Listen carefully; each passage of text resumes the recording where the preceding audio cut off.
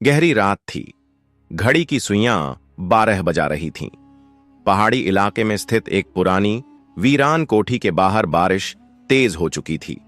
शहर के मशहूर खोजी पत्रकार अर्जुन मेहरा अपनी कार से उतरकर उस कोठी के मुख्य दरवाजे के सामने खड़े थे। ये वही कोठी थी जिसके बारे में कहा जाता था कि यहां आने वाला कभी लौट कर नहीं जाता। अर्जुन यहां इसलिए आए थे क्योंकि हाल ही में इस कोठी के आसपास कई लोगों के लापता होने की खबरें आई थीं। हाथ में टॉर्च लिए अर्जुन ने जैसे ही दरवाजे पर दस्तक दी, दरवाजा खुद ब खुद कर कर्र की आवाज के साथ खुल गया। अंदर घुप अंधेरा था। हल्की मध्यम रोशनी में धूल से ढकी पुरानी तस्वीरें दीवारों पर टंगी थीं। कोठी के अंदर घुसते ही अर्जुन को लगा कि कोई उनकी निगरानी कर रहा है। उन्होंने टॉर्च घुमाई, लेकिन वहां कोई नहीं था। अर्जुन धीरे धीरे चलते हुए सीढ़ियों की ओर बढ़े। जैसे ही उन्होंने पहला कदम रखा, उन्हें लगा कि ऊपर किसी के चलने की आवाज आ रही है, लेकिन जब उन्होंने ऊपर देखा तो वहां कोई नहीं था। उन्होंने अपनी नोटबुक निकाली और कुछ लिखने लगे। तभी एक तेज हवा का झोंका आया और उनकी नोटबुक उछलकर दूर जा गिरी। अर्जुन ने तुरंत टॉर्च घुमाई तो उन्होंने देखा एक परछाई तेजी से गायब हो गई। उनका दिल जोर से धड़कने लगा, लेकिन हिम्मत जुटाकर वे आगे बढ़े। तभी दीवार पर लगी एक पुरानी तस्वीर पर उनकी नजर पड़ी। उसमें एक आदमी और एक औरत खड़े थे, लेकिन उनके चेहरे कुछ अजीब से थे, मानो वे अर्जुन को घूर रहे हों।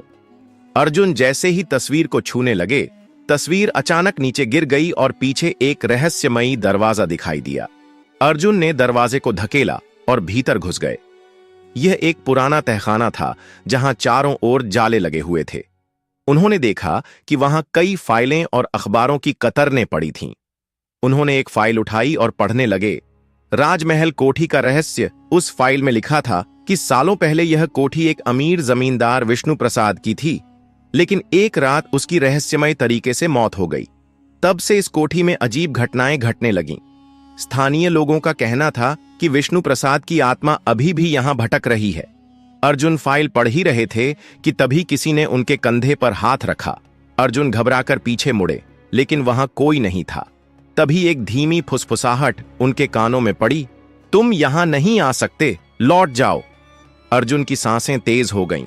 वह वहां से भागकर बाहर निकलने लगे, लेकिन दरवाजा खुद ब खुद बंद हो गया। तभी अचानक सामने विष्णु प्रसाद की वही परछाई प्रकट हुई।